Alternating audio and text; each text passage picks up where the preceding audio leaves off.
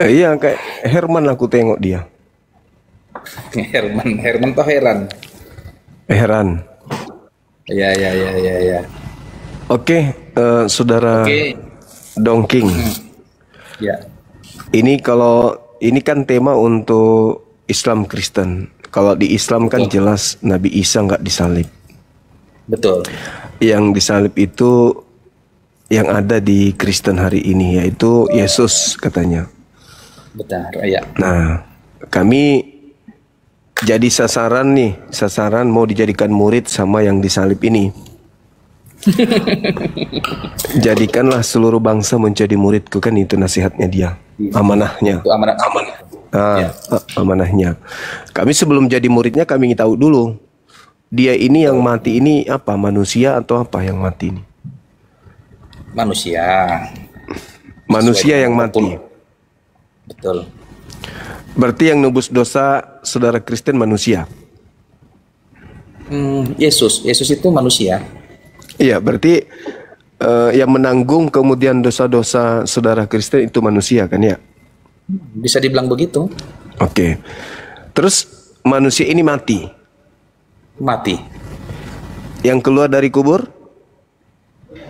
Yang bangkit itu anak manusia. Yesus itu juga bangkit dari kubur.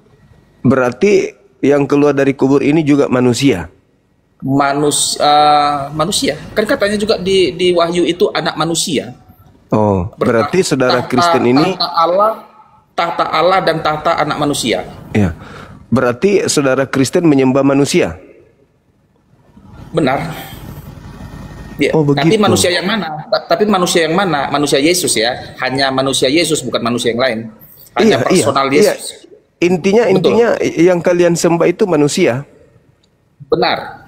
Nah, sembahannya berapa? Satu apa dua? Pada hakikatnya satu, tapi punya tiga pribadi. Maksudnya gimana itu? Manusia, Gini. kalian menyembah manusia, sedangkan Tuhannya Yahudi bukan manusia, bukan anak manusia. Iya. Berarti beda sembahan. Sama. Ya, Tuhannya Yahudi bukan manusia. Iya. Manusia yang kami sembah ini adalah Tuhannya Yahudi yang mengambil rupa daging. Tuhannya Yahudi mengambil rupa daging. Di mana itu dalilnya? Iya. Tuhannya Yahudi mengambil rupa daging. Tuhannya Yahudi. Jadi Nah, di mana begini. dalilnya? Dalilnya di mana? Sekarang ya lupa aku ya, yang malaikat yang menemui para gembala di Efrata. Itu Hari ini telah malaikat, itu lahir. bukan. Ya, sebentar lah dulu. Malaikat ini kan suruhan Tuhan gitu. Ya. Artinya presiden kalau apa kan menteri yang ngomong itu atau juru bicaranya. Artinya Iya. malaikat ini kan juru bicara Tuhannya ini. Oke. Jadi Terus? yang disampaikan malaikat ini kan suruhan Tuhan. Artinya dia ini kan pelayan Tuhan ya, malaikat ini. Malaikat Oke, itu oke. mengatakan di padang Efrata bahwa hari ini telah lahir bagimu, katanya kan. Ya. Kristus Tuhan di kota Daud. Kristus itu kan Mesiasnya itu telah lahir Iya. hari ini, katanya. Iya, Benar. oke. Jadi pada hakikatnya Kristus Tuhan di kota Daud udah jadi mengambil rupa insan. Oh, jadi manusia. Jadi manusia. Begitu. Gitu. Berarti Tuhan membantah Benar. dalilnya. Tapi itu kan konsep dari luar Yahudi ya. Konsep yang tidak dianut oleh orang Yahudi kan, Konsep? tapi konsep dari Maksudnya? Kristen. Itu kan konsep Kristen, itu tidak dianut oleh orang Yahudi Benar. kan gitu. Kitabnya orang Kristen tahu. Iya, oke. Sekarang Iya. yang mati manusia. Kitabnya orang Kristen nggak lihat Yahudi, man. Kami nggak lihat Yahudi. Iya, orang Yahudi punya kitab, kalian ambil terjemahannya, Ya. oke. Sekarang yang mati manusia, yang keluar dari kubur manusia. Kan gitu. Berarti kalian Jadi menyembah tuh yang mati itu sebentar. yang mati manusia. Itu adalah Tuhan dan manusia. Bukan hanya manusia, Tuhan juga dia itu. Berarti yang Tuhan itu mati. Mati. Setelah Tuhan mati, yang menjaga alam semesta siapa? Tetap Tuhan. Katanya mati. Gimana yang benar ini? Mana yang betul? Karena Tuhannya Yahudi jangankan mati, ngantuk pun tidak Tuhannya Yahudi itu. Kenapa bisa mati dia? Oh, itu di dalam Gimana? Tuhan kan maha kuasa. Iya, justru karena itu dia nggak mati. Tuhan kan maha kuasa juga. Iya, justru karena dia maha kuasa makanya dia tidak mati. Gimana dong? Sebentar. Sebentar, logikanya gini. Iya. Dengan menyatakan Tuhan tidak bisa mati, dengan menyatakan membatasi Tuhan tidak bisa mati, di saat itulah Tuhan tidak maha kuasa. Loh, justru kalau Tuhan mati, kita paksakan. Kalau Tuhan mati itu tidak maha kuasa. Oh, salah. Tidak. Untuk apa dia mati? Sekarang kita ambil definisi. Untuk apa? Tunggu. Untuk apa dia mati? Untuk apa? Ya benar. Sebenarnya untuk apa dia mati? Tadi katanya yang mati manusia. Betul. Yang mati manusia. Tuhan pun mati juga. Dia kan punya dua natur nih. Yesus itu Tuhan. Berarti alam semesta ini pernah kehilangan Tuhan. Salah. Nggak pernah kehilangan Tuhan. Tuhan mati. Salah. Jadi mati katanya. Mati itu bedakan antara mati dan binasa. Bedanya apa? Bedanya gini dia. Jadi kalau mati, jadi manusia ini mengalami kematian. Artinya terjadinya perpisahan roh dari daging, kan begitu nih. Roh dari raga. Itulah mati. Tetapi hewan itu dia binasa, mati dan binasa. Artinya dia mati, binasa, habis, selesai, nggak ada rohnya, nggak ada lagi urusan apanya. Dia memang habis. Manusia nggak habis. Jadi menurut saudara yang mati ini kan Tuhan, ya kan? Nah, ketika Tuhan mati, berarti kan tidak ada lagi Tuhan hidup. Sedangkan Tuhan itu maha hidup. Bagaimana bisa dikatakan maha hidup kalau dia mati? Kan aneh-aneh aja ini konsepnya. Nah, coba Anda lihat ketika saudara mengatakan yang mati itu adalah manusia. Lihat ketika dia keluar dari kubur ini, siapa yang menghidupkan? Yang mati ini siapa yang menghidupkan kembali?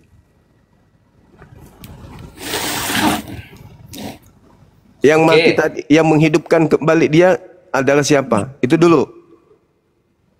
Jadi kalau yang tertulis bahwa Yesus itu kan mati setelah disalibkan, turun dalam kerajaan maut ya. Mati dan turun dalam kerajaan maut.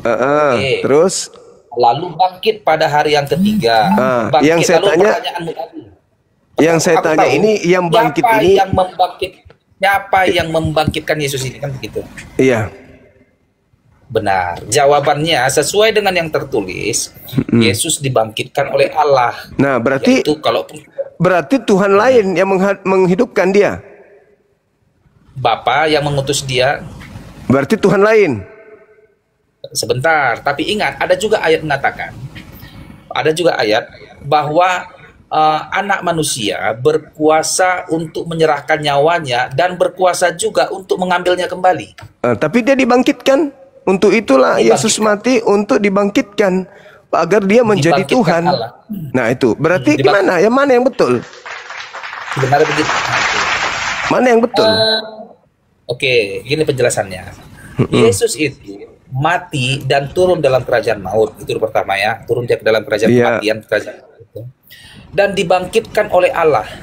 Nah, berarti pribadi lainnya, Tuhan lain yang menghidupkan dia ini. Sebentar. Jadi Allah ini kan Allah Tritunggal. Tadi bukannya dia mati juga. Sebentar. Allah dibangkitkan oleh Allah. Allah ini kan Tritunggal ini. Allah ini siapakah? Allah ini kan gelar Bapa, Putra dan Roh Kudus. Ya kan? Kalau dikatakan, kalaupun kita katakan Yesus dibangkitkan oleh Bapa, benar. Yesus bangkit dari kematian. Sebentar, sebentar. Nah, Yesus berarti dia bangkit dibangkitkan sendiri. oleh Tuhan lain kan? Tunggu dulu, sebentar dulu cuma. Jangan dulu kau langsung simpulkan. Belum, nanti kita simpulkan. Sabar, sabar aja dulu. Dia kan mati, turun dalam kerajaan maut, lalu dibangkitkan Allah pada hari yang ketiga. Kan begitu nih. Jadi Allah ini kan Tritunggal. Kalaulah disimpulkan bahwa dia ini kan dibangkitkan Bapa, benar. Apakah dia bangkit sendiri? Benar. Kan dia Allah juga. Yesus kan Allah. Apakah dia dibangkitkan Roh Kudus? Benar. Inilah kalau terlalu serakah banyak kali Tuhan kamu. Sekarang gini, Jadi yang hidup, yang dibangkitkan dari kubur ini Tuhan atau manusia? Tuhan dan manusia. Yesus itu kan Tuhan dan manusia. Yesus Tuhan dan manusia. Sekarang gini Juma, pertanyaannya, apakah setelah bangkit dari kematian? Bentar gini dia. Yang benarnya pertanyaan itu adalah, apakah setelah bangkit dari kematian, Yesus itu masihkah dia anak manusia atau tidak? Dia manusia atau bukan? Betul. Sesuai pernyataannya, Dia manusia atau bukan? manusia. Nah, berarti dia bukan Tuhan. Oh, nggak boleh salah. Jika sekarang gini, kau premismu Mana adalah yang betul? jika Mana yang betul? Ini HP atau pisang? sebentar, itu nggak bisa analogi salah. Ya karena Anda nggak Tuhan kan ini. Anda memaksakan manusia menjadi Tuhan. Makanya Anda menganggapnya nggak Tuhan. Nggak Iya. bisa analogi. Sebentar, Gimana cuma jangan coba? kau paksakan Anda analogi. yang memaksakan. Anda memaksakan ini pisang, padahal ini HP. Begini. Bagaimana jika begini? Jika saya adalah seorang petani, maka tidak mungkin saya pegawai negeri. Contoh Ya gitu. tetap manusia. Sebentar. Tetap manusia. Mau petani, pegawai negeri, tetap manusia. Ini masalahnya kamu mengatakan ini pisang. Bentar. Anda mengatakan ini pisang, gimana ceritanya? Sekarang begini, membatasi. Apakah tidak boleh dua kodrat dimiliki oleh dalam satu individu? Yang jangan begitu. Ini dulu analogi ini yang Anda bangun. Bisa nggak ini bisa disebut pisang? Oh, pasti nggak mungkin. Nah, lalu bagaimana kena manusia yang keluar dari kubur Anda bisa katakan dia Tuhan? Apa alasannya? Begini, kita beracuan pada pernyataannya dulu. Kita kan kerangka acuan kita Pak kitab suci. Pernyataan yang mana? Gini, kenapa aku katakan yang bangkit itu juga adalah manusia? Karena Memang manusia. Sebentar dulu. Di kitab Wahyu dan di kitab-kitab lain dikatakan setelah kebangkitan ini narasi tentang Yesus selalu dikatakan dia adalah anak manusia. Itu manusia. Sebentar. Manusia berarti. Benar, manusianya dia. Ya. Terus Aku nggak aspek ketuhanannya mana?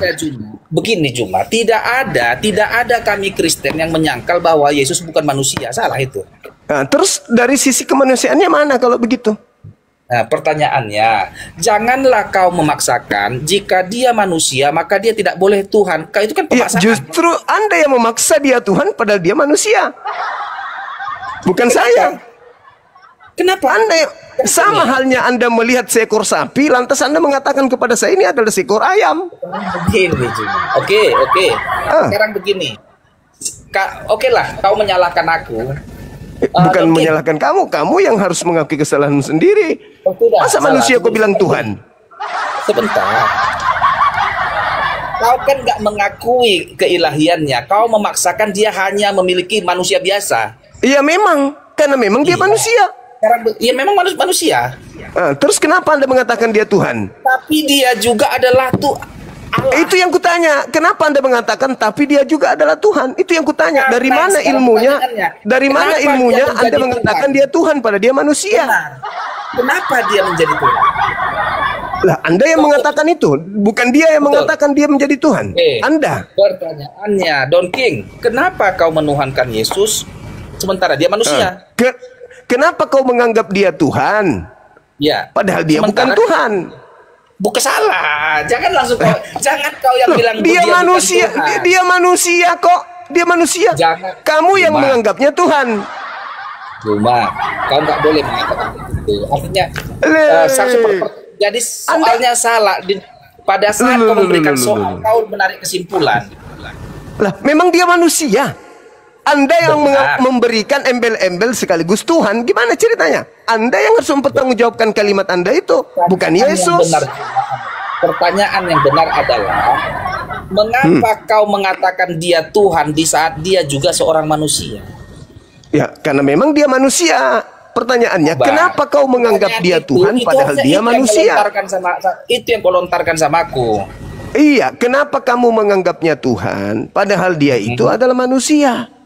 Betul. Karena Karena dia mengatakan bahwa tak di Wahyu itu, Wahyu 22 itu ya, Wahyu 20 Wahyu itu kan muncul belakangan. Itu di tahun 100. Oke, sebentar dulu. Di situ dia memperlihatkan kepada Yohanes ada 2 tahta di surga, tahta Allah dan tahta anak manusia. Itu kan dari kitab dari Wahyu yang tahun 100 baru muncul. Ya kan gitu. Jadi yang tadinya manusia 100% datang di tengah-tengah Bani Israel 100% manusia, tiba-tiba dia jadi Tuhan setelah datang Wahyu. Jadi sebelumnya dia bukan Tuhan. Nanti dilantik jadi Tuhan setelah ada di Pulau Patmos yang menulis. Nah, kan gitu. Jadi Andalah dengan kru Anda yang melantiknya menjadi Tuhan. Anda yang melantiknya, bukan Yesusnya yang mengatakan dirinya Tuhan. Jadi yang mati ini manusia. Anda yang mengatakan yang mati adalah Tuhan. Itu tidak bisa, tidak masuk. Logika tidak masuk dalam pengajaran Yesus itu sendiri. Tidak masuk. Anda yang melantiknya dengan kru Anda menjadi Tuhan. Begitu saudara. Jadi ketika dia hidup, Anda katakan dia mati. Ketika dia mati, Anda katakan dia adalah manusia. Ketika Anda mengatakan dia juga 100% Tuhan yang mati, alam semesta ini kehilangan Tuhan. Apa tujuannya mati? Untuk menyelamatkan manusia. Lah, katanya Tuhan itu maha kuasa. Dia kan berkuasa menyelamatkan seluruh manusia, tidak perlu mati. Kalau mati itu bukan sifat Tuhan. Itu sifat makhluk. Gimana lagi? Mau ngomong apa lagi? Mau ngomong apa? Ya, jadi begini. Gimana? Yesus berkata, aku lupa ya, di Matius 28 itu, bahwa kepadaku telah diserahkan segala kuasa. Kepadaku kata. Jadi Yesus sendiri ngomong ini. Kepadaku telah diberikan segala kuasa di bumi dan di surga. Ini Yesus ngomong ini. Oke, artinya dia telah diberikan Bapa segala kuasa di bumi dan di surga. Kuasa itu ada sama Yesus. Itu kata Yesus, kata makhluk ini kan? Kata Yesus nih, Yesus sendiri yang ngomong nih. Iya, makhluk yang keluar. Kalau Yesus yang tadinya kan dia, aku tidak dapat berbuat apa-apa. Jangan dulu kau bawa ke. Aku tidak dapat berbuat apa-apa kan gitu. Sebentar dulu Juma, sebentar. Sebuah debat, syarat debat yang sehat adalah dataku jangan langsung kau hantam tidak percaya. Kalau memang kau nggak percaya referensiku, maka kita tutup aja, kita nggak berguna ini. Oke. Kepadaku telah diberi kuasa. Yang memberikan kuasa siapa? Bapak. Yang memberikannya kuasa kepada siapa? Bapa. Nah, Bapa. Berarti ada unsur lain yang memberikan kuasa kepada dia. Yang memberikan kuasa kepada Yesus adalah Bapa yang mengutus dia. Karena dikatakan memang Bapa yang mengutus dia kok. Nah, berarti posisi ketuhanan sudah diambil alih kah? Apa? Posisi ketuhanannya diambil alih, dikudeta sama Yesus. Sudah diambil. Kedudukannya sebagai Tuhan diambil oleh Yesus gitu. Tidak. Loh, kan segala kuasa Bapa sudah diberikan. Berarti Bapa enggak punya kuasa. Bapa sudah kehilangan kuasa. Karena Bapa dan Yesus itu adalah satu kesatuan. Mulai ngaco. Tadi segala kuasa diberikan kepada Yesus, berarti di Bapa nggak ada lagi kuasa sama sekali. Segala kuasa telah diberikan kepadaku. Berarti Bapa nggak ada lagi kuasa. Dia seperti ular yang ganti kulit. Bapak pensiun jadi Tuhan. Di kitab Wahyu dikatakan ada di kitab bahwa Aku melihat tahta Allah dan tahta anak domba, tahta anak manusia, tahta Allah dan tahta anak domba katanya. Tunggu dulu, di mana Iya, Wahyu 22 itu ya? Oke. Ada tahta. Betul itu, betul. Memang ada tertulis. Sekarang permasalahannya ketika makhluk ini mengaku kepadaku telah diberi kuasa baik di surga maupun di bumi, berarti Oh, tunggu sebentar. Kau nggak boleh bilang makhluk. Nggak boleh bilang makhluk. Lah, Yesus itu kau apa nggak apanya? boleh Bentar, cuma kau nggak boleh mengatakan Tuhan orang itu sebuah makhluk. Lah, memang dalilnya begitu kok. Cuma itu kan kesimpulanmu. Jangankan kesimpulan. Di dalam kitabmu sendiri Yesus itu makhluk. Gimana ceritanya orang ini? Anda memaksakan anak orang jadi Tuhan, jadi bahaya memang. Begini, Anda membantah dalil. Kesalahanmu terbesar cuma adalah kau menyimpulkan kitab orang. Hah? Kau menyimpulkan Yesus kitab itu, orang. Anda mengatakan Yesus bukan makhluk. Jadi begini, Di dalam aku tanya kitab dulu kau. saudara 1 Korintus 15 nomor 48 Yesus itu adalah makhluk yang sama seperti makhluk-makhluk surgawi. Kok Anda membantah? Sebentar. Aku tanya dulu kau. Yang keluar dari dalam kubur setelah kematian itu apakah Yesus atau tidak cuma? Itu Kau makhluk. percaya itu Yesus? Bukan. Yesus atau tidak? Bukan. Itu. Maka debat ini nggak sehat. Lah, kenapa nggak sehat? Ya, kan Anda mengatakan jangan bahas Debat ini itu. Kenapa lagi Anda bertanya? Gini. Kan Anda yang melarang. Jangan kita bahas Artinya itu. Ya gini, sudah jangan. Yang kita bahas Artinya, ketika Anda jika mengatakan itu memang- Yesus menerima kuasa. Segala kuasa di langit dan di bumi telah diberikan kepadaku. Berarti Bapak nggak ya. punya kuasa lagi dia. Udah pensiun. Salah lagi. Lah, segala Sama- kuasa sudah sama- diberikan kepada makhluk itu. Samalah kau seperti begini. Kau kata jika dia manusia, maka dia tidak mungkin Tuhan. Kan kesimpulanmu itu. Tapi katanya dia Tuhan. Segala kuasa langit bumi sudah ada sama dia. Berarti Bapak udah pensiun. Udah dikudeta dia. Sama makhluk ini. Makanya kalian tuhankan dia. Cuman karena ada nebeng kitabnya Yahudi, maka kalian menganggap ya, Tuhannya Yahudi juga Tuhan. Maka ada prinsip Tritunggal atau Trinitas. Karena kalian tidak bisa menjual Yesus toh. Harus Tuhannya Yahudi Anda bawa-bawa juga, biar keren. Begitu, Bung. Segala kuasa telah diberikan kepadaku, baik kuasa surga maupun kuasa di bumi. Ya sudah, pensiun si Bapak. Mau ngapain lagi dia? Oh, salah. Lah, kuasanya sudah diambil alih. Kalau begini dia memang Pensiun kalau sudah tentang dia. eskatologi tentang begini, kalau tentang karena memang akhir zaman, cerita kisah-kisah akhir zaman ini kan abstraknya ini, tanggapan itu apa ya, penafsiran tentang wahyu ini kan agak ribet. Sebenarnya butuh ahlinya sebenarnya untuk menerangkan ini. Tapi mungkin ada referensi yang kudengar, ada pendeta yang kudengar, jadi itulah yang kami anggap sebagai penafsiran dari kitab Wahyu ini. Iya, kepada aku telah diberikan kuasa. Berarti Bapak udah pensiun dia.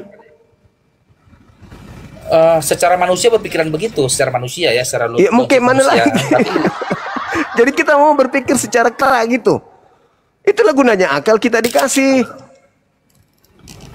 Makanya saudara Kristen ini tidak lagi mengikuti perintah-perintah Bapak karena Bapak itu udah pensiun. Yang kalian ikuti sekarang adalah perintah Nabi dari Kristus yang keluar dari kubur, yaitu Paulus. Apapun yang dikatakan Nabi Paulus yang diterima dari Tuhannya yang bernama Kristus ini, itulah yang kalian lakukan. Sedangkan pencipta langit dan bumi, ya sudah nggak kalian sembah. Makanya kalian tidak disebut sebagai disebut hamba lagi, tapi disebut anak-anak Kristus. Begitu saudara. Jadi sekarang utuh Tuhan kalian itu adalah makhluk yang keluar dari kubur. Itu kan pendapatmu. Lah itu kan dalil 1 Korintus 15:48. Yesus ini sama seperti makhluk-makhluk yang datang dari surga. Begini juga. Kau menafsirkan kitab orang Kristen dan menyimpulkan dengan menilai, mengambil ayat ini sebentar. Dengan akal. Mengkorelasikan ayat 1, ayat 2, ayat 3, lalu kau tarik sebuah kesimpulan yang Nah, terus kalau berdasarkan saudara, sebentar kalau dulu. cara saudara gimana? Bentar dulu. Kesimpulanmu adalah bahwa yang bangkit dari kubur itu adalah iblis melalui ayat-ayat yang kau padu-padukan. Yesus yang Ya mengatakan itu kok. Yesus mengatakan. Gak ada Yesus mengatakan begitu. Yesus yang mengatakan sekarang penghakiman atas dunia, sekarang juga penguasa dunia datang dan dilemparkan keluar. Yesus yang mengatakan itu. Bukan saya, Yesus. Lalu kau tarik, yang salahnya kau tarik kesimpulan sesuai dengan pendapatmu, nggak laku. Karena Yesus mengatakan bahwa kebangkitan hari ketiga itu, Yesus mengatakan kebangkitan hari ketiga itu adalah tanda untuk angkatan jahat. Dan Petrus berkhotbah. Petrusnya yang mengatakan, jadi semua orang Israel harus tahu bahwa Yesus yang kau salibkan itu telah dijadikan menjadi Tuhan dan Kristus. Bagi siapa? Bagi angkatan jahat. Berarti dia baru dilantik. Juma, kau nggak boleh menafsir Alkitab seenak perutmu. Saya tidak menafsir, itu pernyataannya tertulis. Kawan, dengar. Hasil akhir tafsiranmu adalah, hasil akhirnya adalah kau bahwa yang bangkit dari kubur itu kau nyatakan iblis itu sebuah kesalahan penguasa terbesarmu. Penguasa dunia kata Yesus. Mana? Siapa penguasa dunia kata Yesus? Yang kau ini Alkitab mengatakan, bahkan dia sendiri sudah mengatakan bahwa dia akan bangkit pada hari ketiga. Yesus sendiri udah ngomong. Yang bangkit pada hari ketiga tidak dikatakan aku, dia katakan anak manusia. Dia. Sebentar, oke. Dia anak manusia, dia. Aku bacakan Markus 9. Markus 9. 30 31. Coba aku baca. 31. Anak manusia akan diberikan kepada mereka. Mereka akan membunuh dia, dan setelah dia mati pada hari ketiga dia akan bangkit. Dia, bukan aku. Oke, sebentar. Ini kau yang mentafsirkan aneh. Kamu yang mentafsir kitabmu dengan cara serampangan. Saya berdasarkan yang tertulis. Silakan. Biar ku baca. Silakan. Markus 9 ayat 31, biar kita simak pelan-pelan. Silakan.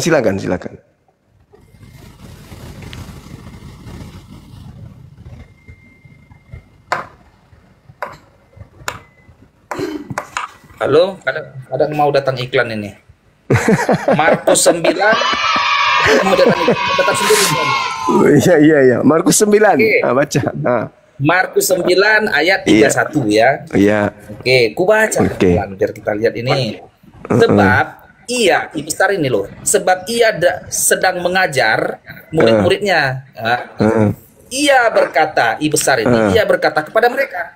Ya. Tanda petik 2. Anak manusia akan diserahkan. Akan diserahkan ke dalam tangan manusia. Mereka akan membunuh dia. Akan membunuh dia katanya. Kenapa nggak mengatakan membunuh aku?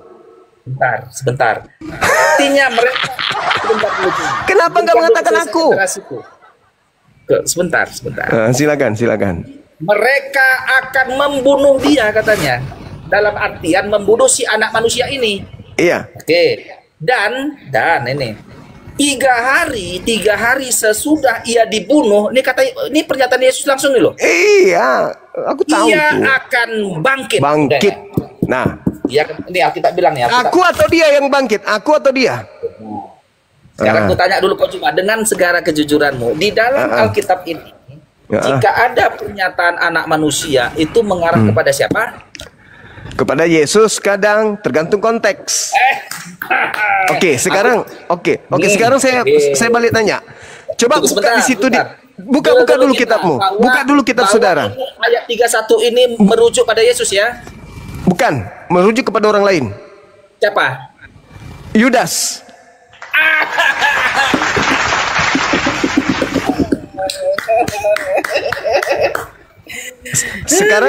Sekarang Anda buka Lukas 21 nomor 8.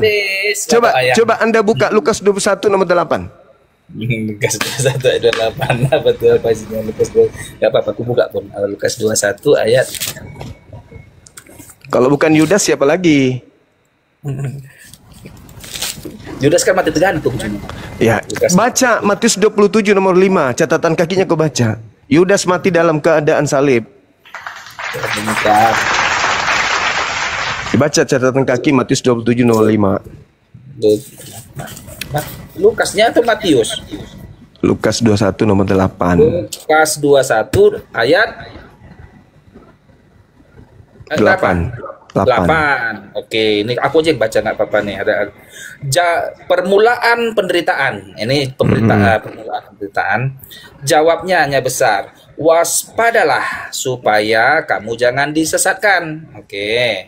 Sebab banyak orang akan datang dengan memakai namaku. K besar berarti nama Yesus ini. Oke, dan berkata, akulah dia. Dia ini adalah D besar menuju pada Yesus atau Tuhan ini. Nah, dan saatnya sudah dekat. Janganlah mengikuti mereka. Mereka ini agak banyak nih, lebih dari satu. Yeah. Coba kalau sesuai dengan apamu tafsiran yang kau pahami lah dulu, apalah maksud ayat ini yang dia pendapatkan. Penyesat itu datang mengaku akulah dia. Mengaku siapa di situ?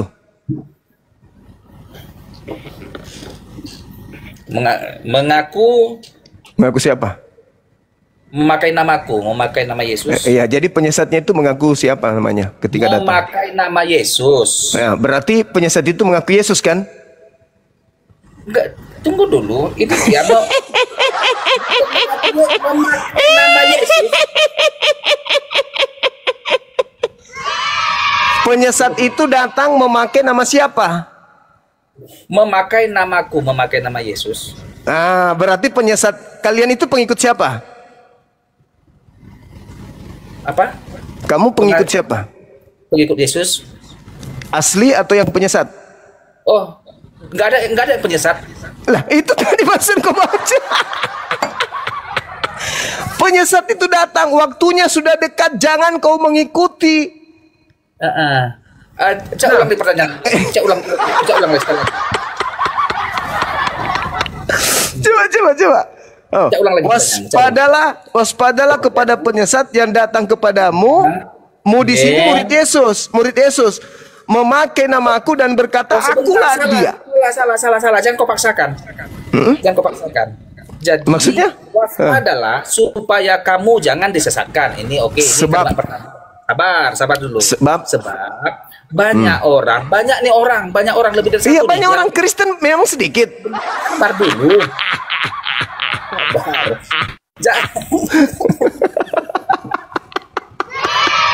Lu pikir Kristen itu sedikit? Biarkanlah aku menyelesaikan narasi. Iya, silakan, lucu aja lihat kamu itu. Biar kita bahas ini ya. Waspadalah, hati-hati nih. Kepada murid Yahudi nih. Supaya waspadalah, bukan ini waspadalah ini kepada semua murid-muridnya termasuk akunya ini. Kampret. itu ucapan Yesus kepada muridnya. Izinkan dulu Juma. Waspadalah katanya. Termasuk aku juga Yesus katanya. ini tunggu sebentar dulu Juma, sebentar. Iya. Waspadalah katanya. Waspada ini pernyataan Yesus ini dia ngomong sama siapa? Pada muridnya. Kepada muridnya pada saat itu. Iya, betul. Saatnya sudah dekat. Iya. Nah, sekarang siapa yang datang saat dari luar yang memakai nama Yesus dan berkata akulah dia? Sebentar. Jangan dulu kita menarik kesimpulan. Biarkan dulu aku menerangkan Alkitab ini. Iya, silakan. Waspadalah kata Yesus kepada di lapangan pada saat kejadian ini kepada yang mendengarkan itu murid-murid memang. Waspadalah katanya supaya kamu jangan disesatkan. Tetapi pertanyaannya, apakah kalimat ini, ayat ini hanya berlaku pada murid saja, tidak berlaku pada kami? Iya dong. Berlaku hanya kepada Bani Israel. Karena Yesus dengar. Di situ kok salahmu. Jadi waspadalah jikapun ayat ini dikatakan kepada murid-murid, tetapi ini berlaku universal sampai juga kepadaku, sampai juga pada lucu ente ini, lucu. Ayat lucu. Lucu. Bagaimana Bang, bisa? jangan kau bilang Bagaimana cuma. bisa? Justru kamu inilah bagian orang-orang yang harus diwaspadai oleh orang Yahudi. Karena kalian ini bukan dari murid Yesus. Kalian memakai nama Yesus. Kalian itu yang dimaksud. Sebentar. Jadi pernyataan Yesus ini kan Alkitab. Alkitab ini berlaku sampai akhir zaman. Jadi berlaku. Itu ucapan Yesus yang direkam oleh penulis. Yesus pernah mengucapkan kalimat ini loh, dicatatlah penulis. Itu yang dicatat itu adalah narasi yang terjadi di TKP terhadap murid Yesus. Memang di TKP yang mendengarkan murid-muridnya, tetapi waspadalah, peringatan waspada ini kena juga ke aku, kena juga ke anak-anakku, kena sampai akhir sebelumnya. Belum selesai aku udah ketawa. Itu ucapan Yesus untuk Bani Israel. Kenapa kamu yang nyamar jadi Bani Israel? Berarti jadi kamu itu serigala, nyamar domba. Bentar, jangan jadi kau menyimpulkan kitab orang. Bukan saya menertawakan, kau yang menyimpulkan bahwa itu juga termasuk kamu. Bukan saya hanya menertawakan keluguanmu. Kamu menganggap bahwa yang dimaksud Yesus di situ itu kamu. Padahal kamu itu adalah korban dari penyesat yang harus diwaspadai oleh orang Yahudi. Kamu pula yang merasa, gimana ceritanya? Jadi Juma, ini kan kitab Juma. Bagaimana mungkin kau perkosa kitab kami? Lah, itu kitab itu kitabmu, betul. Tetapi dia dituliskan bukan oleh perintah Yesus dan Yesus tidak mengenal kitab itu. Maka saya katakan kepada saudara, kitab ini dituliskan oleh orang yang mengumpulkan data-data dari kesaksian-kesaksian. Sehingga dia menulis. Yesus dulu pernah berkata kepada muridnya loh, ditulis. Masa? Kapan? Waktu itu ditulis. Apa kata Yesus kepada muridnya? Ini. Oh iya. Nah, terus buku ini lolos di Katolik. Lalu Anda mengatakan seakan-akan Yesus bicara tentang kalian juga. Aduh, hanya orang begini yang bisa percaya. Itu kejadian yang terjadi pada masa itu, direkam oleh pewarta yang mengumpulkan data-data. Sekarang seperti wartawan menulis kejadian. Ada misalnya kejadian di Jakarta, tak dituliskan. Terus kamu membaca surat kabar itu 2000 tahun kemudian. Kamu mengatakan, oh Bapak ini ngomong tentang saya. Kan itu gila namanya, Bang. Itu gila. Kecuali Yesus punya pesan, sampaikanlah kitab ini, kitab Lukas ini kepada seluruh umat manusia, bahwa saya berfirman dan saya bersabda untuk mereka. Mana? Kan tidak ada, ini cerita yang dibangun oleh pewarta berdasarkan hasil penyelidikannya dari kesaksian-kesaksian orang, dari peristiwa-peristiwa. Coba Anda baca Lukas 1 itu. Lukas 1 Anda coba baca. Theophilus yang mulia, banyak orang yang mencatat, yang menulis, yang menyusun. Maka aku merasa terpanggil untuk menyusunnya kembali. Jadi bukan untuk ente. Ayo, bukalah pikirannya, dibukalah pikirannya. Kasihan keturunanmu itu. Nanti Juma gini.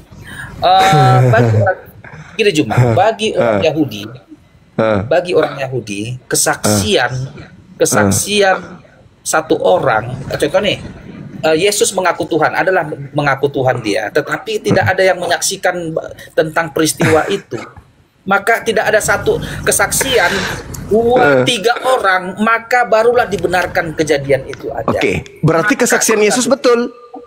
Jadi sebentar dulu Juma, jangan kau potong dulu.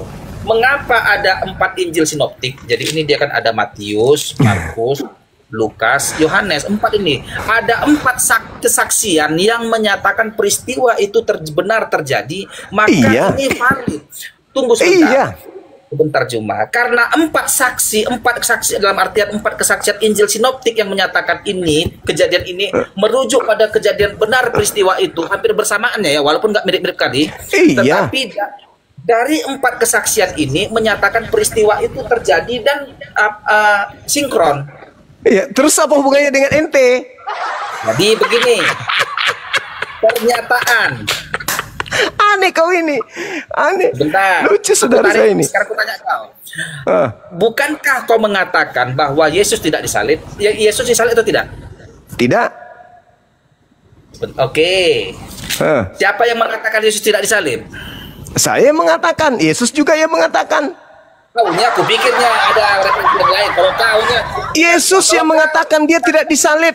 Yesusnya. menurut pendapat Yesus yang mengatakan aku tidak disalib.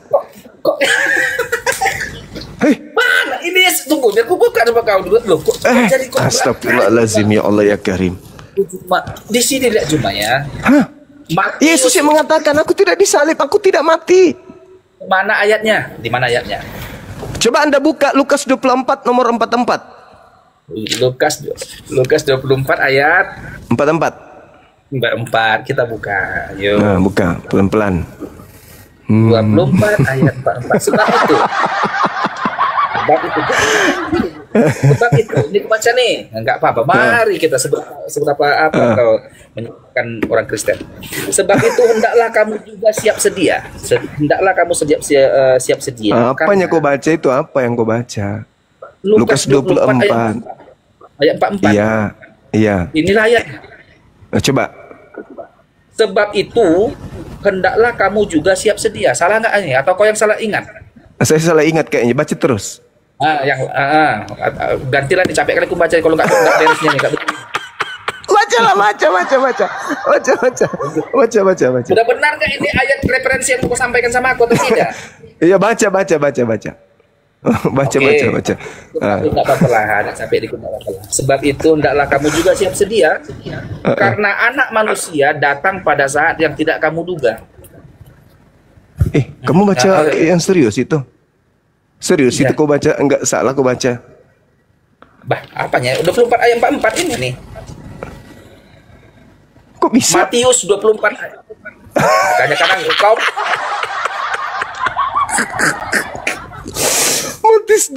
Matius Lukas 24. Maka aku bilang tadi Lukas 24 ayat. Orang baca aku bilang tadi. Referensi parah itu, dia parah. Kalau lupa aku masalah aku baca. Enggak ada aku masalah, artinya kau yang baca enggak apa-apa aku baca, tapi kalau kau lupa kau sendiri yang baca lah dulu. Gantian kita. Yesus mengatakan harus digenapi semua yang tertulis tentang aku di dalam kitab Mazmur.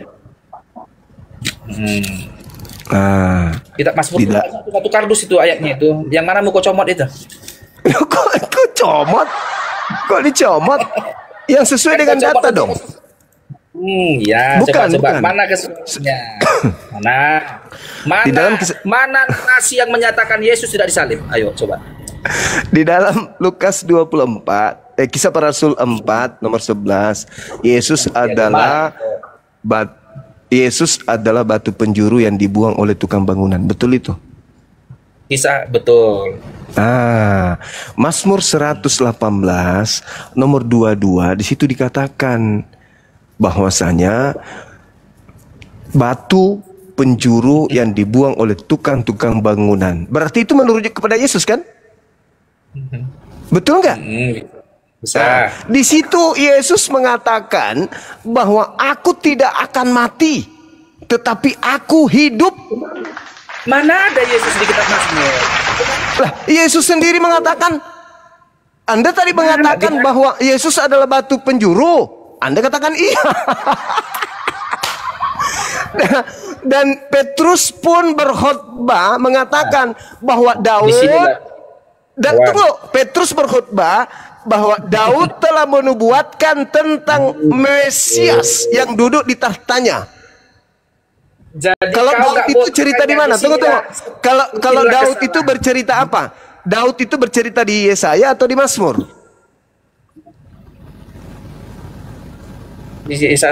Daud di Mazmur lah Daud itu. Ya, Mazmur. Nah, Petrus mengatakan Daud menceritakan tentang Mesias yang duduk di tahtanya, yang berasal dari tunasnya. Berarti harus ke Mazmur dong. Dan Yesus juga mengatakan Lukas 24 nomor 44 harus digenapi semua yang tertulis tentang aku di Mazmur. Bukan di Roma, bukan di Galatia, bukan di Filipi, tapi di Mazmur.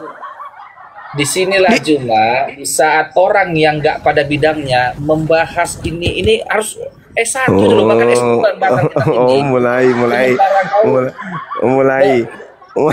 Mulai. Sekarang jadi sederhana aja. Kisah Para Rasul 4 nomor 11.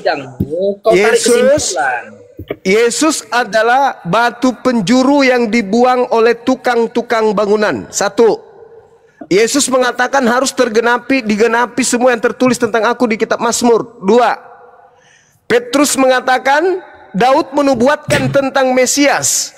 Berarti ketika Daud yang menubuatkan berarti Mazmur. Petrus mengatakan Mazmur, Daud mengatakan Mazmur, Yesus mengatakan Mazmur. Tiga yang mengatakan Mazmur. Yesus sendiri. Cuma di mana ada tulisan buku Alkitab atau Quran atau buku yang lain yang mengatakan Yesus tidak disalib? Mana bukunya? Ya. Jangan kau. Jangan pendapatmu. Yesusnya mengatakan aku tidak mati. Ketika kemudian ribuan manusia di kiriku di kananku. Ini Alkitab Juma. Mazmur, baca Mazmur 118 nomor 17 nomor 22. Kau bilang iya, Mazmur itu jauh belum ada Yesus. Yesusnya yang berkata harus digenapi tentang aku di Mazmur. Main nubuatan Juma itu kau belum mampu menerangkan itu. Yesus mengatakan harus digenapi apa yang tertulis tentang aku di Mazmur. Di mana kan dikatakan Yesus di Mazmur ini? Yesus nggak ada. Lukas 24 nomor 44. Aduh, gimana saudara ini? Petrus mengatakan Daud kuburannya masih ada di tengah-tengah kita. Dia menceritakan tentang Yesus. Kata Petrus, Yesus sendiri harus digenapi semua yang tertulis tentang aku di dalam kitab Mazmur. Bukan di kitab Roma, Galatia, Efesus, Filipi, itu bukan. Itu nonsen yang ada di Mazmur.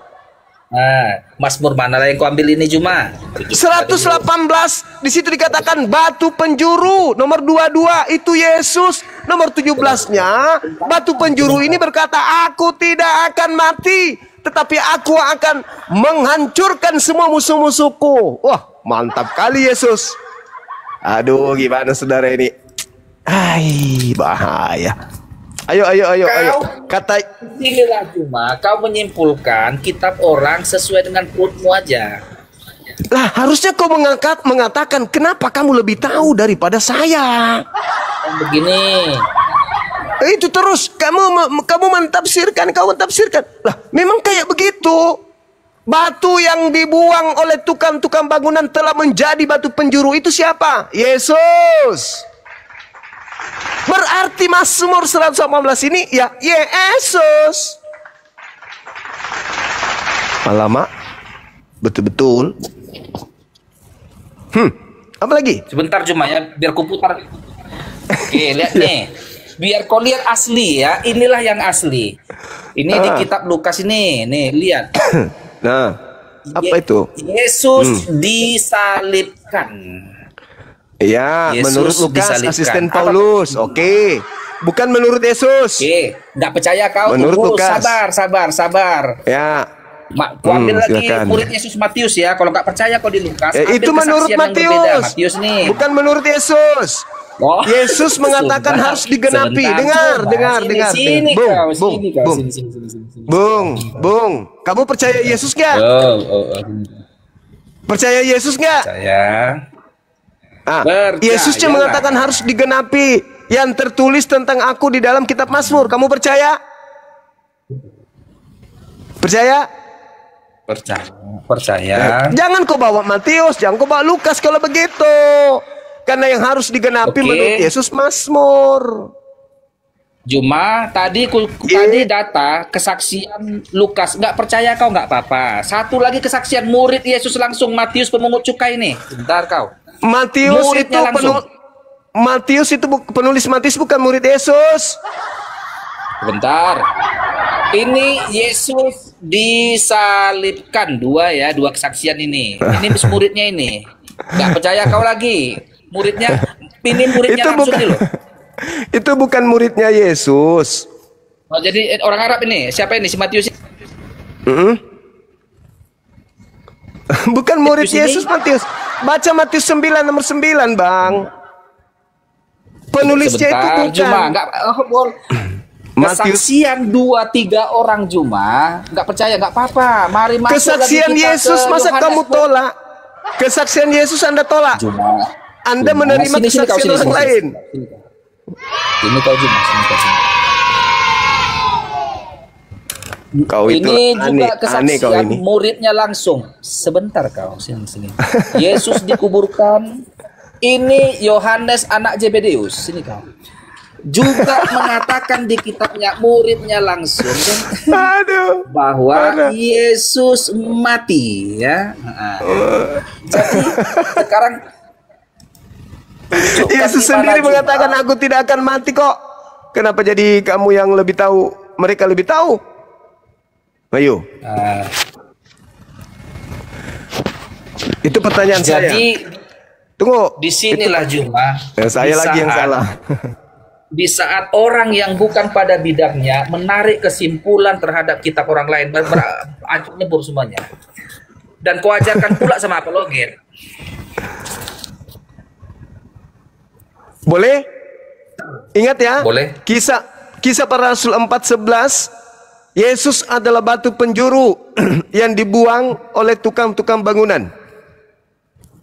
Mazmur Sekarang 118 nomor 22, batu penjuru. Gini kita ganti topik lah. Nggak usah kita nggak tahu nggak. Sebelum Anda ganti topik, tunggu. Sebelum Anda ganti topik, Boleh, saya silakan, punya lanjut. saya punya hadiah buat saudara. Di dalam kitab saudara sendiri, di kitab Yohanes Perjanjian Baru. 13 nomor 18. Yohanes berapa? Coba dibaca. Yohanes 13:18. 13 18. Apa sini? Iya. 13, 18 ini. 22. Oke.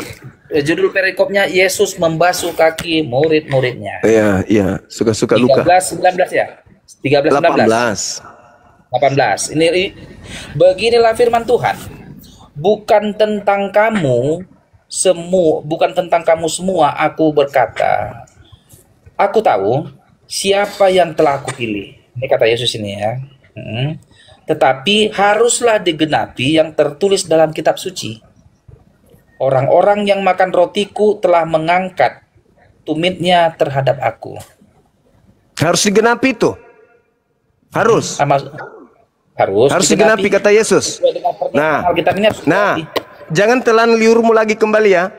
Harus digenapi yang tertulis tentang itu di kitab suci kan? Iya, ini kan harus digenapi katanya. Oke, itu tertulis di mana di kitab suci yang dimaksud Yesus? Nggak tahu dong. Ngaku. Aku belum tahu. Mazmur 41 kamu baca nomor 9. Itu untuk Yesus dan itu harus digenapi. Baca dulu. Sekarang begini. Mengenai ini ada di Mazmur bisa saja benar kau, tetapi pertanyaan memang itu betul. Tunggu dulu. Iya. Tidak sesederhana itu. Cuma aku gak akan melawan pernyataan. Sekarang gini, esensi ayat ini terhadap Yesus nggak mati apa?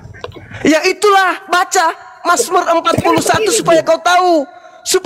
Bahwa Yesus itu tidak mati. Apa? Sekarang kan Yesus mengatakan harus digenapi semua yang tertulis tentang aku di kitab Mazmur. Dan ketika Anda membaca Yohanes 13 nomor 18, sabar dulu. Anda membaca Yohanes 13 nomor 18, harus digenapi nas itu. Bahwa sahabatnya mengangkat tumitnya yang makan rotinya itu. Baca di Mazmur 41 nomor 9, nomor 10, nomor 11. Dan juga data-data sebelumnya, ternyata Yesus itu tidak disalib. Yang mati adalah yang makan rotinya. Itu kan kesimpulanmu. Lah, yang tadi Yesus katakan harus digenapi nas ini. Apa Nas ini harus digenapi. Harus digenapi nggak? Astagfirullah. Kamu yang membaca dalilnya bukan aku loh. Kamu yang membaca dalil itu bukan aku. Kamu yang membaca. Bukan tentang kamu semua aku berkata. seseorang Aku tahu menarik siapa yang aku kesimpulan pilih, orang kata lain. Yesus. Aku tahu siapa yang aku pilih. Haruslah digenapi nas ini. Orang-orang yang makan rotiku, yang telah mengangkat tumitnya terhadap aku, harus digenapi. Di mana nas itu tertulis? Mazmur 41. Baca Sekarang dulu. Apa maksud Baca ayat dulu. ini? Apa maksud ayat ini? Maksudnya, kalau ingin tahu maksud ayat itu, kamu masuk ke Mazmur. Nas yang dimaksud itu ada di Mazmur 41. Ya, nas itu. Oke, nggak apa-apa. Aku ikuti kau. Astagfirullahaladzim. Mazmur berapa? Nggak apa-apa. Ayo kita ikuti permainanmu. Di mana Mazmur berapa? Ya? Bukan Kita permainan. Kamu percaya Yesus atau tidak? Nah, ayo. Sekarang gini lah. Inti daripada diskusi. Saudara ini aduh aneh-aneh. Kasihan anak-anakmu itu. Nah, lanjut. Cuman gini, kita jangan jauh-jauh melebar-melebar. Intinya adalah bukti. Aku kan sudah membuktikan di 4 kitab yang berbeda, keempat-empatnya mengatakan ada di situ perikopnya Yesus disalibkan. Yesus ada, Yesus disalibkan, Yesus disalibkan, Yesus disalibkan, Yesus dikuburkan. Lalu kau sendiri Juma, datang kau seorang Juma mengatakan Yesus tidak disalibkan. Dari mana dasarmu Juma? Sekarang begini.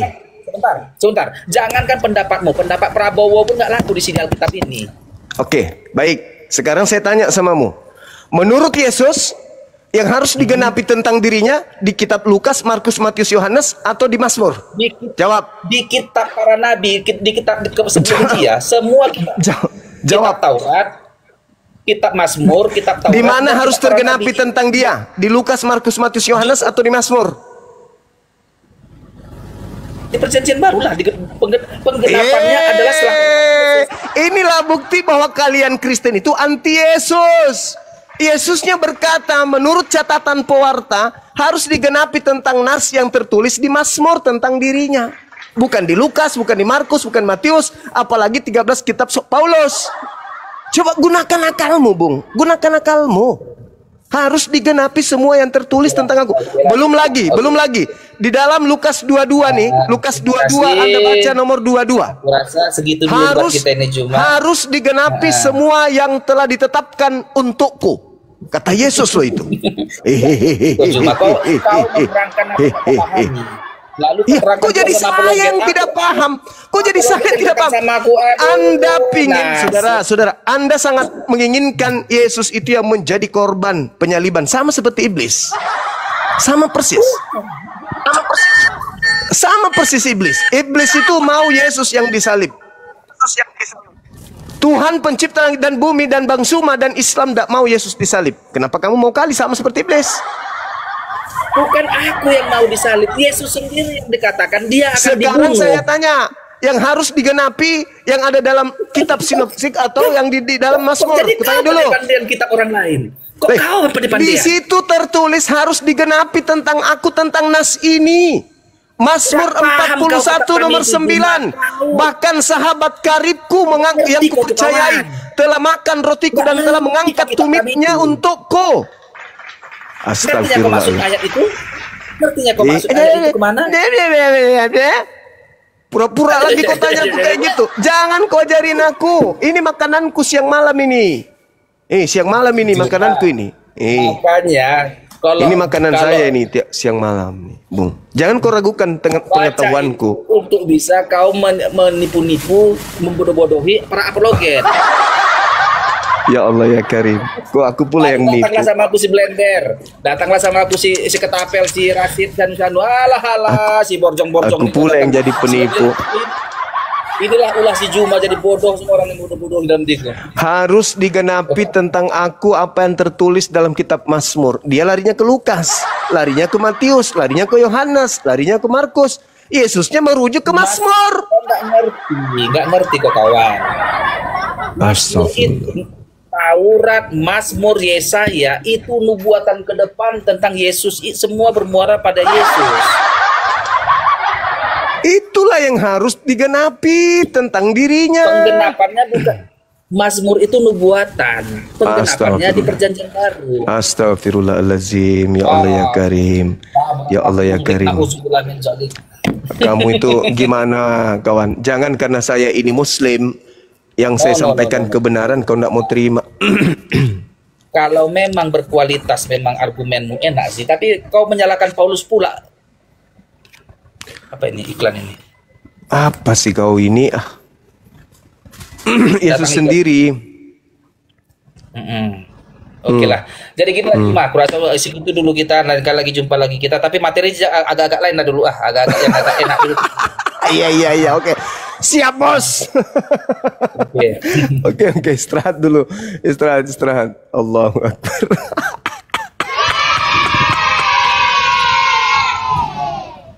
Allahu Akbar. Masya Allah.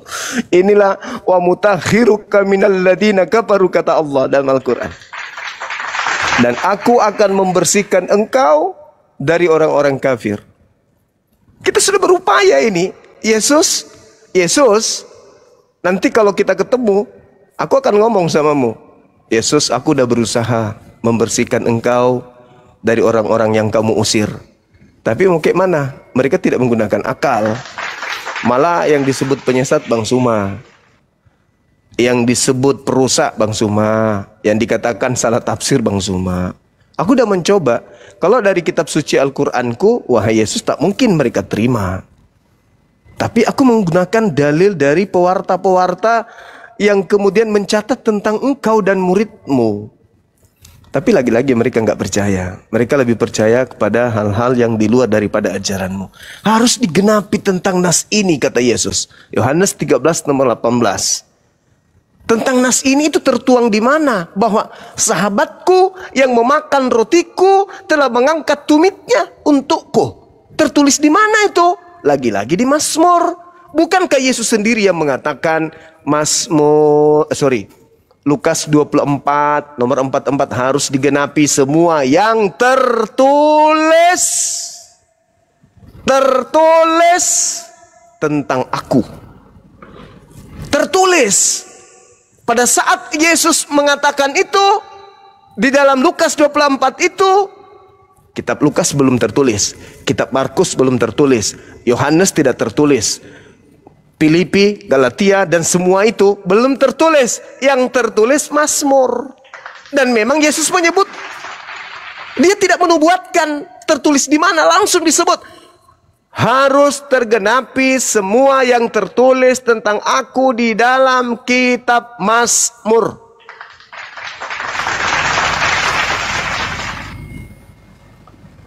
Apa yang tertulis dalam kitab Mazmur tentang Yesus?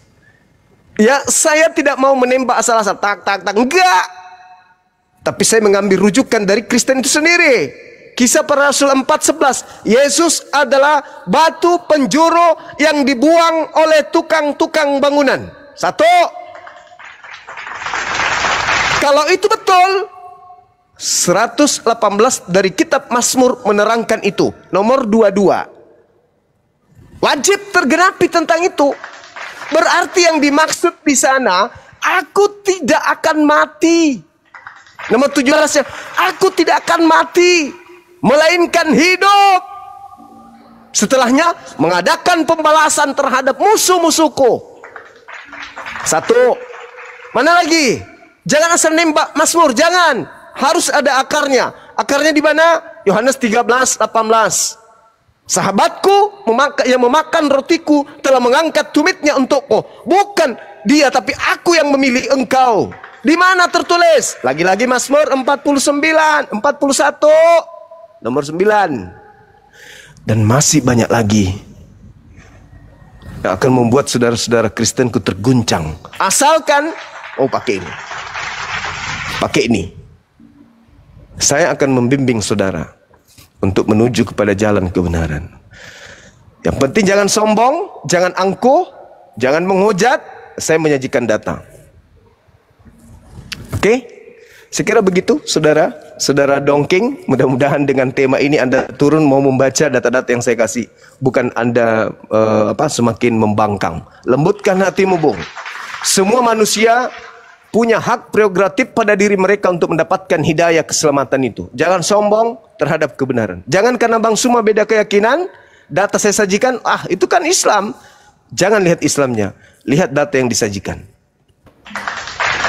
Silakan Saudara Abdi Hasibuan. Selamat malam. Ya, malam Bang. Saya mau nanya itu aja sebentar Bang. Itu mengangkat tumitnya artinya apa Bang? Mengangkat tumitnya bisa diartikan berkhianat. Berkhianat, Anda boleh baca di Mazmur 41 nomor 9 yang saya sajikan barusan. Anda boleh baca di situ. Bagaimana kemudian Yesus menceritakan ketika ada kerabatnya yang mengangkat tumitnya ini, Yesus malah minta doa kepada Tuhan untuk dia balas dendam kepada musuhnya. Itu Saudara. Oh iya, makasih Bang. Saya pikir tergantung gitu, jadi tumitnya keangkat gitu saya pikir. Makasih Ya Bang. bisa jadi itu multitafsir. Kita nggak ngerti, kita nggak paham. Bang. Itu multitafsir. Tapi kalau kita melihat di dalam Mazmur 41, di situ jelas Yesus mengatakan berdasarkan pengakuannya ya, bahwa itu adalah Yesus. Karena itu dari Yohanes 13:18 sendiri, bahwa Yesus melakukan pembalasan terhadap mereka. Dengan demikian